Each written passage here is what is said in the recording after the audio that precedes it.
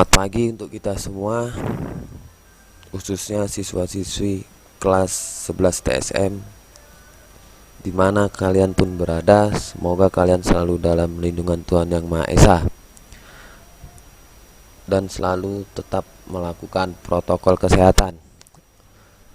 Materi pembelajaran kita hari ini yaitu perawatan berkala sistem penerangan.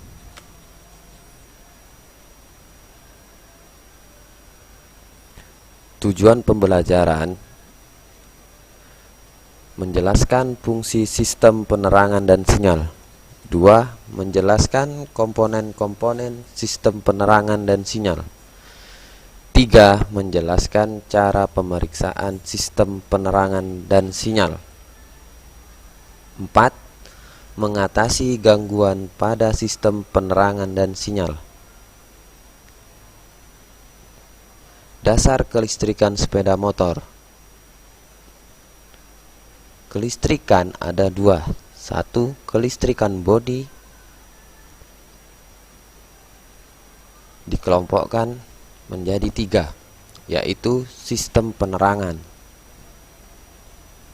sistem instrumen dan sinyal, dan sistem starter. Kedua, kelistrikan mesin. Kelistrikan mesin dikelompokkan menjadi 2, sistem pengapian AC dan DC, dan sistem pengisian.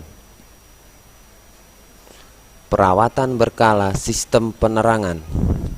Komponen-komponen sistem penerangan. Sistem penerangan adalah komponen listrik yang digunakan untuk menyinari jalan saat siang hari dan malam hari. Berikut ini adalah komponen-komponen penyusun sistem penerangan sepeda motor. 1. Lampu kepala.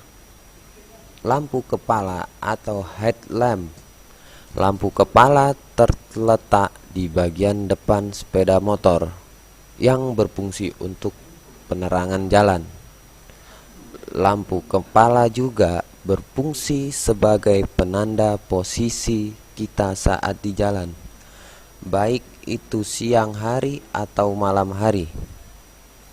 Perbedaan panjang sinar lampu kepala, jauh dan dekat, sangat terkait dengan konstruksi reflektor dan titik apinya, serta posisi nyala bohlamnya. Adapun reflektor merupakan cermin cekung yang berbentuk parabola. Fungsinya untuk memantulkan sinar lampu pijar. Supaya sifat refleksi cukup baik, maka permukaan reflektor dilapisi dengan aluminium. Gambar di samping menunjukkan bagian-bagian dari lampu kepala. Skrup penyetel. Skrup penyetel ini fungsinya untuk menyetel jarak cahaya lampu kepala. Selanjutnya ada reflektor. Reflektor inilah yang membiaskan cahaya lampu kepala. Selanjutnya dudukan lampu. Ketiga atau keempat, bola lampu. Selanjutnya lampu kota ataupun lampu senja, tutup sinar, kemudian kaca bias. Lampu kepala, supaya satu reflektor dapat digunakan untuk lampu jauh dan dekat, maka lampu kepala dibuat terdiri dari 2 filamen, yaitu yang berada di bola lampunya, yang dikonstruksi secara khusus agar sinar masing-masing filamen lampu sinarnya dapat memantul jauh dan dekat. Perhatikan gambar di samping. Lampu dekat, filamen bagian atas yang menyala. B. Lampu jauh, filamen atas dan bawah yang menyala.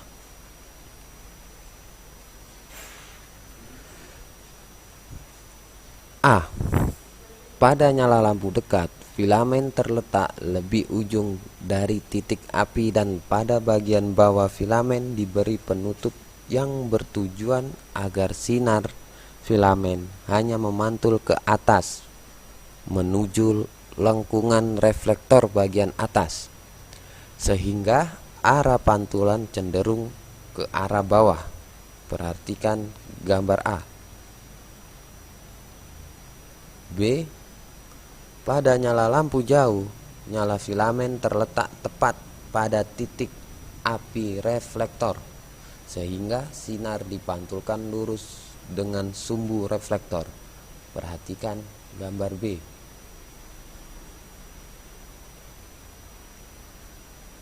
Komponen kedua sistem penerangan adalah baterai. Baterai hanya digunakan untuk sistem penerangan yang menggunakan tegangan DC. Contohnya sepeda motor yang diproduksi di tahun modern ini. Begitu kunci kontak di-on-kan, lampu kepala langsung menyala. Itu bertegangan arus DC. Baterai juga berfungsi sebagai sumber arus listrik utama untuk menyalakan lampu kepala. Lampu kepala yang menggunakan tegangan DC, nyala lampunya selalu stabil karena langsung mengambil arus listrik dari baterai. Begitu juga sebaliknya, lampu kepala yang menggunakan arus AC, dia tidak stabil nyala lampunya, dikarenakan bersumber dari generator atau spool. 3. Generator. Generator digunakan untuk membangkitkan tenaga listrik yang akan disimpan ke baterai atau langsung digunakan oleh komponen kelistrikan sepeda motor. Lampu kepala yang menggunakan tegangan AC langsung mengambil arus listrik yang dihasilkan generator. Ciri utamanya, nyala lampu selalu mengikuti putaran mesin.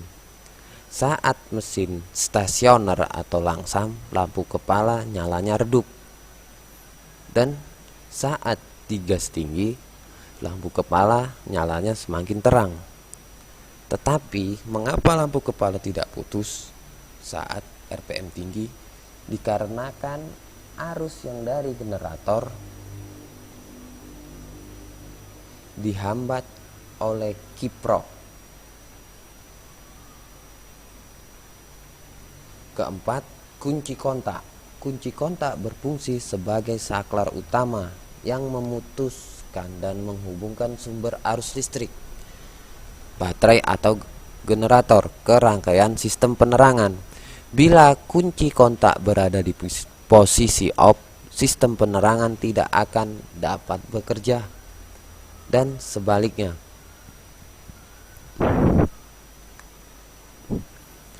5. Saklar lampu kepala.